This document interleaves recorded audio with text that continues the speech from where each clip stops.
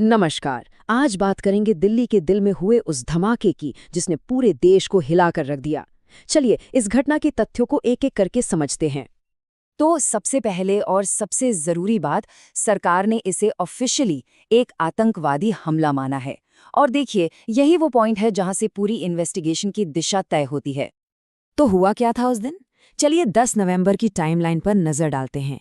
दोपहर का वक्त था, काफी भीड़-भाड़ वाला समय, और लाल किला मेट्रो सिग्नल के पास एक चलती हुई हुंडई i20 कार में जबरदस्त धमाका हो गया। इसका असर बहुत ही भयानक था। कई लोगों ने अपनी जान गंवाई और बहुत से लोग घायल हुए। अगर हम इस घटना को देखें तो कुछ बातें बिल्कुल साफ हैं। लोकेशन थी पुरानी दिल्ली का लाल किला इलाका।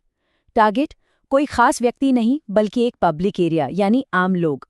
और तरीका था कार बॉम्ब। इन्हीं सब वजहों से इसे एक आतंकवादी हमला क्लासिफाई किया गया है। सरकार की तरफ से जो ऑफिशियल बयान आया है उसमें राष्ट्र विरोधी ताकतों का जिक्र है। अब इस तरह के शब्दों का इस्तेमाल ये बताता है कि इसे एक सोची समझी वेल प्लान्ड साजिश माना जा रहा है, जिसका सीधा मकसद देश में इंस्टेबिलिटी फैलाना था। अब जाहिर है इतना बड़ा हमला है तो इसकी जांच भी बड़े स्तर पर हो रही है। दो मेन एजेंसीज मिलकर इस पर काम कर रही हैं। एक है एनआईए यानी नेशनल इन्वेस्टिगेशन एजेंसी, जो कि भारत की टॉप एंटी टेरर एजेंसी है। वो इस पूरे मामले को लीड कर रही है और ग्राउंड पर उनकी मदद कर रही है दिल्ली पुलिस, जो लोकल सपोर्ट और इंटेलिजेंस दे रही है। जांच में एक शब्द बार बार सामने आ रहा है, टेरर मॉड्यूल। तो ये होता क्या है? देखिए, टेरर मॉड्यूल एक छोटा सा ग्रुप होता है, कुछ लोगों का, जो बहुत ही गुपचुप तरीके से काम करते हैं। ये किसी बड़े आतंकी संगठन का हिस्सा होते हैं और उन्हीं के इशारे पर हमलों को अंजाम देते हैं।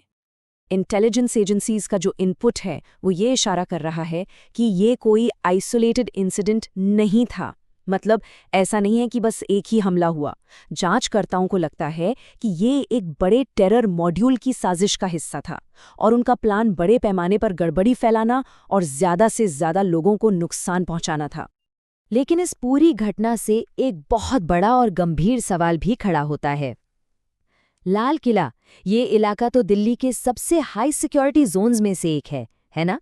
तो फिर सवाल ये है कि इतनी कड़ी सुरक्षा के बावजूद इतनी बड़ी चूक आखिर हुई कैसे? ये हमला पुरानी दिल्ली जैसे ऐतिहासिक और सेंसिटिव इलाके में एक बहुत बड़ी सिक्योरिटी फेलियर की तरफ इशारा करता है।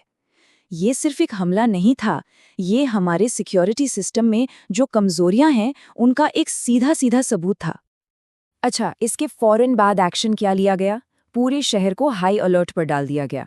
सारे मेट्रो स्टेशन, सरकारी इमारतें, हर जगह सिक्योरिटी एकदम टाइट कर दी गई है। और जितने भी पब्लिक स्पेसेस हैं, वहाँ के सिक्योरिटी प्रोटोकॉल्स को फिर से रीवैल्यूएट किया जा रहा है। तो अब इन्वेस्टिगेटर्स के सामने चैलेंजेस क्या हैं? देखिए, उनका सबसे पहला काम है इस मॉड्यूल के एक एक मेंबर को पहचानना, फिर इस साजिश की पूरी पिक्चर को समझना कि ये कितनी बड़ी थी, जो भी खतरे अभी भी बने हुए हैं उन्हें न्यूट्रलाइज करना, और सबसे जरूरी ये सुनिश्चित करना कि भविष्य में ऐसे हमले दोबारा ना हो।